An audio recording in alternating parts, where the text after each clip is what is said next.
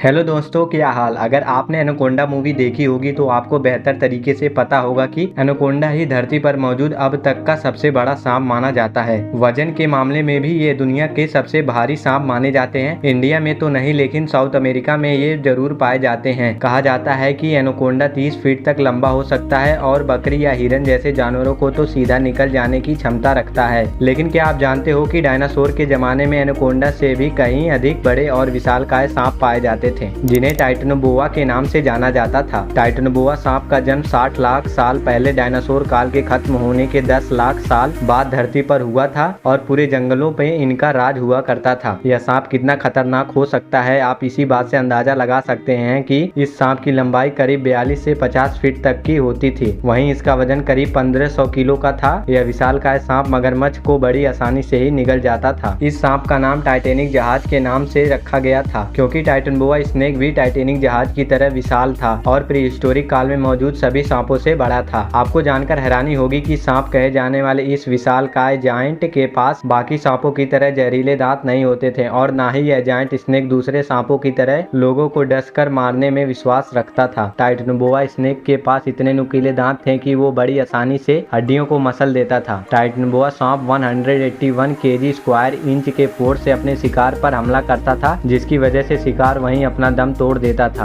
अब सभी के मन में यह सवाल भी होगा कि क्या सच में टाइटनोबोआ सांप दुनिया में मौजूद थे या फिर ये एक काल्पनिक बातें हैं। तो आपको बता दें कि सन 2009 में इस विशालकाय सांप के बारे में पहली बार पता चला। साल 2009 में कोलंबिया में खुदाई के वक्त इस सांप के 28 ढांचे मिले थे, जिसकी लंबाई देखकर वैज्ञानिक चौंक गए थे। इस बायोलॉजिकल टीम की टाइटनोबोआ के कई सारे फॉसिल मिले और उनकी टीम ने इस पर रिसर्च किया, जिससे पता चला कि यह पूरी दुनिया का सबसे बड़ा सांप था और अंदाजा लगाया गया कि इसकी लंबाई करीब 42 से 50 फीट की रही होगी। इसके बाद इस सांप की विशाल लंबाई देखकर इसका नाम टाइटनोबोआ रखा गया। यह सांप अपने पूंछ को 6 फीट तक हवा में उठा सकता था। वैज्ञानिकों के अनुसार इस सांप का इतने बड़े आकार की वजह उस वक्त का धरती पर गर्म टेम्परेचर हो सकता है। टाइटनोबोआ स्नेक विशाल मगरमच्छों सहित 10 फीट तक के सभी जानवरों को अपना शिकार बनाते थे। कैसे टाइटनोबोआ सांप धरती से विलुप्त हो गए, इसके बारे में वैज्ञानिक कहते हैं कि यह सांप को गर्म वातावरण ही पसंद था, लेकिन क्लाइमेटिक चेंज के कारण धरती का वातावरण ठंडा हो गया और जैसे जैसे धरती का वातावरण ठंडा होता गया वैसे वैसे टाइटनोबोआ का आकार भी छोटा हो गया और धीरे धीरे छोटे सांपों ने इन बड़े सांपों की जगह ले ली। अब एक और सवाल है कि क्या विशालकाय टाइटनोबोआ एक बार फिर से अर्थ पे लौटेगा। जवाब है बिल्कुल लौटेगा। इसके पीछे का कारण बिल्कुल साफ है कि यह गर्म वातावरण में पैदा हुआ था और यही वातावरण इसे पसंद आता है। पृथ्वी के गर्म वातावरण की वजह से साल 2012 में एक सांप की खोज हुई थी, जिसकी लंबाई 10 मीटर थी, यानी टाइटनोबोआ स्नेक से सिर्फ 4 मीटर ही कम है। इसके अलावा बायोलॉजिकल साइंटिस्ट ने भी यह दावा किया है कि